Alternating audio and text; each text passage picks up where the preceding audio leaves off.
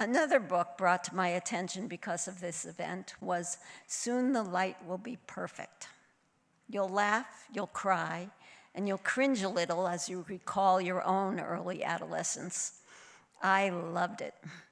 Dave Patterson is also a teacher, and judging by his book and tonight's story, I believe he's got the proper empathy for his students. Please welcome Dave Patterson.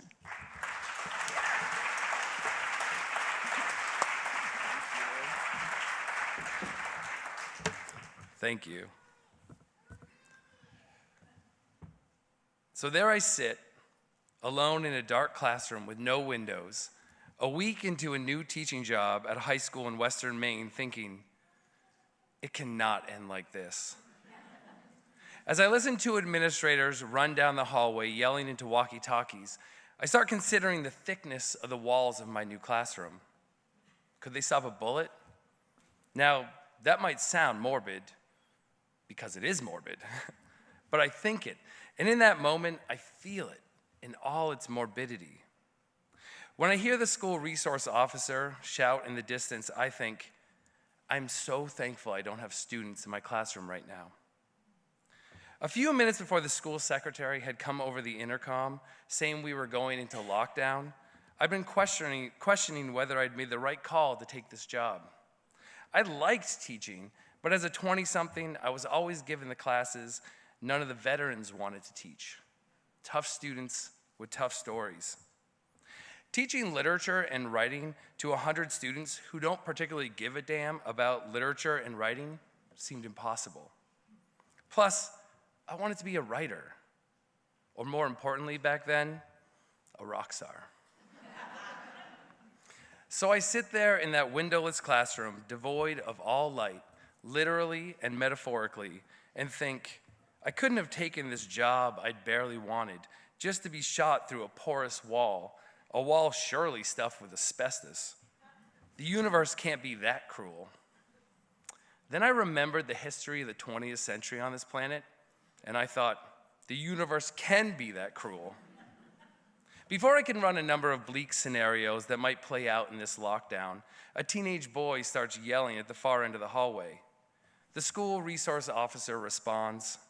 The boy's voice grows louder, and I realize he's moving down the hallway closer to my classroom. I wonder if he has a gun. They hadn't said when we went into lockdown. I grip the edge of my desk, my entire body tenses. The resource officer's voice is muffled by my asbestos-filled classroom walls, but he sounds gentle as he speaks, like he's talking to a kitten off the ledge of a second-story window. The boy shouts at the officer. Then everything goes silent. The darkness sits heavy around me as I wait for whatever happens next. This is the part of the story where I'm tempted to list off school shootings in America that loom in our collective consciousness.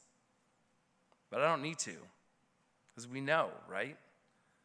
There have been so many in this country since 1999 that we've become numb to it, and we don't seem wildly motivated to stop them from happening. Now, I understand that experiencing a school shooting is very unlikely, but that doesn't stop the visceral feeling from arising in my gut every time a school where I'm teaching goes into lockdown.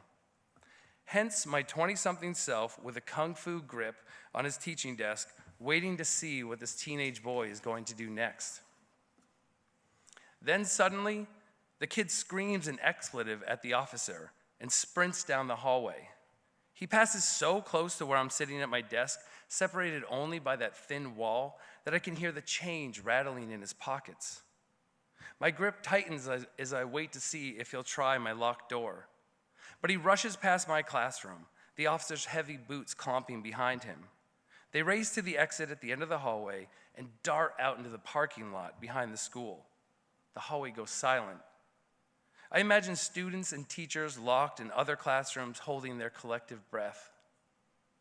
Since, as I mentioned, I don't have any windows in my classroom, an assistant principal will later tell me that the teenage boy rushed out in the parking lot, found the truck he was looking for, jumped on the hood, and stomped on the windshield with his steel-toed boots until it shattered.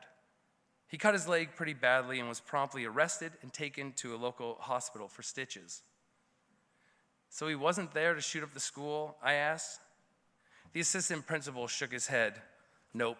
He's a former student who wanted to beat up one of our current students for stealing his girlfriend. Ah, I said, young love.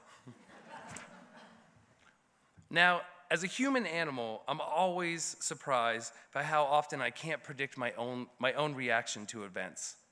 This story happened 18 years ago, and my reaction to that lockdown is the same reaction I've had to the dozens of lockdowns I've experienced as an educator, some of them turning out to be credible threats of violence and much more dangerous than our broken-hearted boy rampaging through that school. My reaction to these events isn't a deeper fear or anger or a sense that I should quit teaching. My guttural reaction is love. To love my students and my colleagues and the ancient profession of teaching more profoundly. It's not what kept that reluctant young teacher in the classroom, but after 23 years of teaching, every lockdown draws me closer to my students and to my colleagues.